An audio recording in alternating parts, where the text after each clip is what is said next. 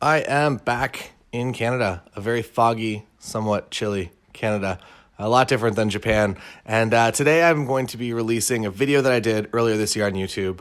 It is probably one of the most important videos that I've ever created, and hopefully it speaks to you and hopefully it makes a positive and significant impact in your life. It's a bit of a shorter podcast, but probably the most effective and important one that I've ever done. So please listen to the video that's been converted to audio, so you get to hear my wicked awesome ukulele skills, and see you tomorrow. A short video today that I think will be very helpful for a lot of people. It's entitled, Why I Don't Spend a Lot of Unnecessary Money on Gear That I Really Don't Need. We got this comment on the podcast on Tuesday that this guy was a little bent out of shape. He was just kind of saying, shut up, stop talking about how expensive stuff is, buy it, it's good forever, you make a lot of money per year. His math's a little bit wrong on that. And I couldn't summarize everything into the comment box, so I'm going to make an entire video about it because I think that it is a very important thing that not a lot of photographers talk about. So the specific incident in reference is, I believe, me talking about the fact that I have the 24mm 1.8, which is what I'm recording on my Nikon here, rather than spending $1,000 extra plus dollars to get the 1.4 version because the optics are a little bit better. There are actually a lot of reasons that I like the 1.8 version better than the 1.4 for the size, the weight, the easy it is to carry when you travel, also saving $1,000, and you learn the limitations of it pretty quickly, and really the only thing is that when you're in certain situations, there's a little bit of CA, so you have to stop down to like 2.2. So stopping down to 2.2 for a few photos every now and then, much prefer to spending the extra $1,000 unnecessarily. So here are the two reasons. The two reasons, I'll use the ukulele, travel. I would way rather travel with that $1,000. I would way rather go somewhere. $1,000 can get you pretty far, and especially if you have time flexibility, $1,000 can take you to a lot of amazing places for a long period of time. So I would rather spend that money on traveling and doing cool things worth photographing rather than just spending it on gear, when a cheaper tool will do the job just as good, if not better. I'm going to insert a little disclaimer here. If you've been following my channel for a while, you know that I shoot with a Nikon D5 and I use a lot of other very expensive Nikon products. The reason that I use those is because at the time they served a purpose, they solved a problem that no other technology could solve at that point. For the D5, it was specifically that I wanted to shoot hybrid photo video coverage at weddings as fast as physically possible, and that was the only tool on the market to do it. The Nikon D750, the buffer sucks and you take a few raw photos and you have to wait like 10 seconds before you can flip into video mode and start recording.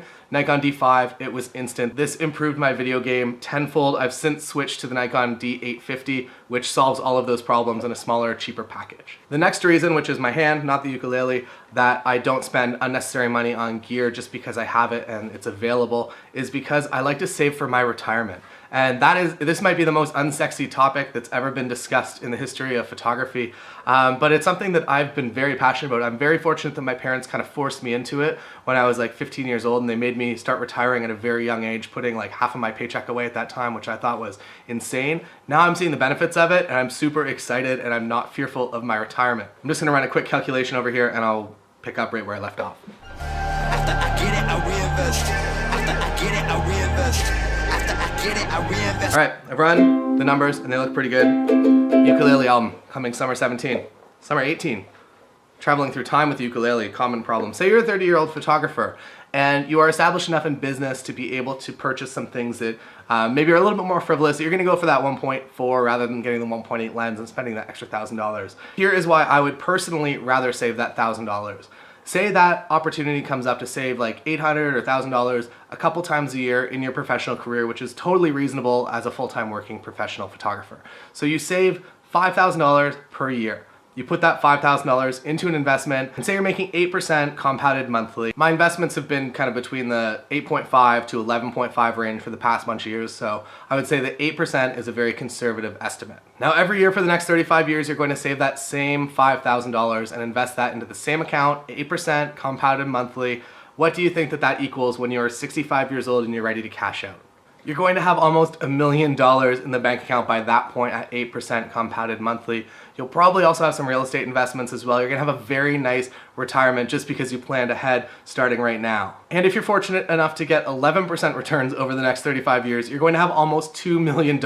And if you're a little bit or a lot older than 30 years old, you just have to be more aggressive up front in order to reap those returns in the future. The power of compounded interest, love, ramen, compounded interest, the truths to life and living a life of happiness And also just not being stressed out of your mind leading up to retirement or thinking about what you're going to do. Like, can I keep shooting weddings until I'm like 95 years old? And if you plan ahead right now, that's not going to stress you out in the future. So hopefully this video spoke to one person, because if I can actually make a difference, a significant difference like this, and get somebody, one of my younger viewers, to start investing when they're like 21, 22, 23, you don't have to do it at $5,000 a year, but if you are investing just a little bit of money every year, or even starting earlier, like, you are just going to be so happy when you retire. So hopefully one person goes forward and does this. I'm not like affiliate marketing any like sales channels to like buy investments, things like that.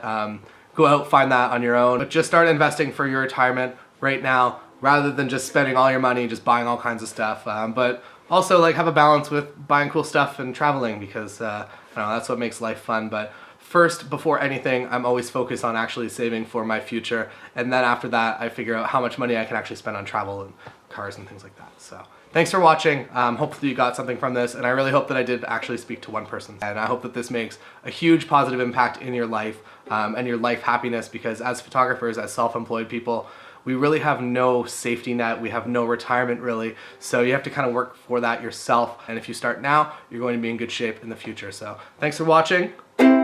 Time Traveling Ukulele Album 2017 in the past.